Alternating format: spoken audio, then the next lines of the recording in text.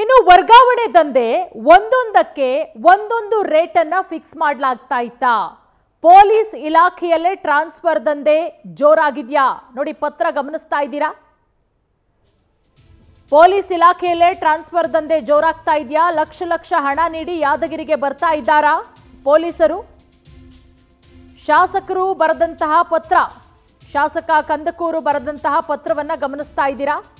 ಕಮಿಷನ್ಗಾಗಿಯೇ ಯಾದಗಿರಿಗೆ posting ಕೇಳ್ತಾ ಇದ್ದಾರಾ? ಹಾಗಾದ್ರೆ ಜೆಡಿಎಸ್ ಶಾಸಕ ಶರಣಗೌಡ ಕಂದಕೂರು ಗಂಭೀರವಾದಂತಹ ಆರೋಪ ಮಾಡಿರೋದು. ನೋಡಿ, PSIಗೆ 20 ಲಕ್ಷ ಅಂತೆ, CPIಗೆ 40 ಲಕ್ಷ, ಡಿವೈಎಸ್ಪಿಗೆ 50 ಲಕ್ಷದಂತೆ ರೇಟ್ ಅನ್ನ ಫಿಕ್ಸ್ ಮಾಡಲಾಗ್ತಾ ಇತ್ತು. ಈ ರೀತಿಯ ದಂಧೆ ನಡೀತಾ ಇತ್ತು. ಶಾಸಕ ಶರಣಗೌಡ ಬರೆದಂತಹ ಪತ್ರ ಗೃಹ ಸಚಿವರಿಗೆ ನೀವು ಕೂಡ ಗಮನಿಸ್ತಾ ಇದ್ದೀರಾ. ಪತ್ರದಲ್ಲಿ ಸ್ಪಷ್ಟವಾಗಿ ಜೆಡಿಎಸ್ ಶಾಸಕ ಶರಣಗೌಡ ಕಂದಕೂರ ಒಂದಷ್ಟು ವಿಚಾರಗಳನ್ನ ಉಲ್ಲೇಖ ಮಾಡಿದ್ದಾರೆ.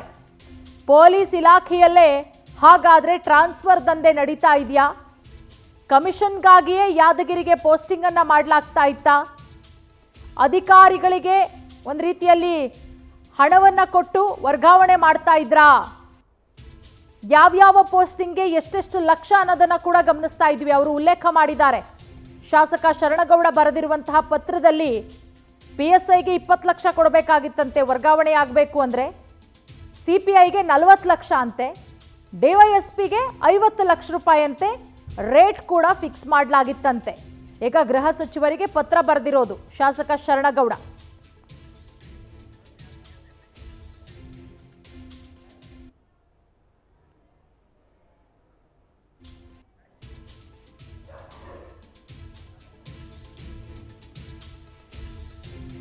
ನೋಡಿ, ಈಗ ಪರಶುರಾಮ್ ಅವರ ಸಾವಿನ ಸುತ್ತ ಒಂದಷ್ಟು ಅನುಮಾನಗಳು ಕೂಡ ಹುಟ್ಕೋತಾ ಇದೆ.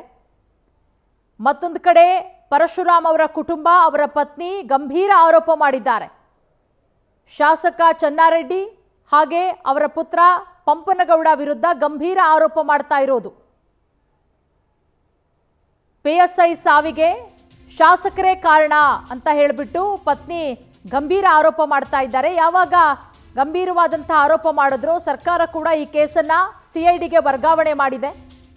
ಅದರಂತೆ ಮರುದಿನವೇ ಇವತ್ತು CID ಅಧಿಕಾರಿಗಳು ಎಂಟ್ರಿ ಕೊಟ್ಟಿದ್ದಾರೆ. ಈಗ ಆಲ್ರೆಡಿ ವಿಚಾರಣೆ ಕೂಡ ಆಗ್ತಾ ಇದೆ, ಸಂಬಂಧಪಟ್ಟಂಥವರನ್ನ ವಿಚಾರಣೆ ಕೂಡ ಮಾಡ್ತಾ ಇದ್ದಾರೆ CID ಅಧಿಕಾರಿಗಳು. ಅದೆಲ್ಲದರ ನಡುವೆ ಶಾಸಕ ಶರಣಗೌಡ ಒಂದಷ್ಟು ಆರೋಪಗಳನ್ನ ಮಾಡ್ತಾ ಇದ್ದಾರೆ. ಯಾವ ರೀತಿ ಕಮಿಷನ್ ದಂಧೆ ಆಗ್ತಾ ಇತ್ತು, ವರ್ಗಾವಣೆ ದಂಧೆ ನಡೀತಾ ಇತ್ತು, ಅದು ಕೂಡ ಎಷ್ಟೆಷ್ಟು ಲಕ್ಷಕ್ಕೆ ಒಂದೊಂದು ಪೋಸ್ಟಿಂಗ್ಗೆ, ಬೇರೆ ಬೇರೆ ಪೋಸ್ಟಿಂಗ್ಗೆ PSIಗೆ ಇಷ್ಟು ಲಕ್ಷ, ಡಿವೈಎಸ್ಪಿಗೆ ಇಷ್ಟು ಲಕ್ಷ, ಎಲ್ಲದರ ಬಗ್ಗೆ ಉಲ್ಲೇಖ ಮಾಡಿ ಶಾಸಕ ಶರಣಗೌಡ ಬರೆದಿರುವಂತಹ ಪತ್ರವನ್ನ ಗಮನಿಸ್ತಾ ಇದ್ದೀರಾ.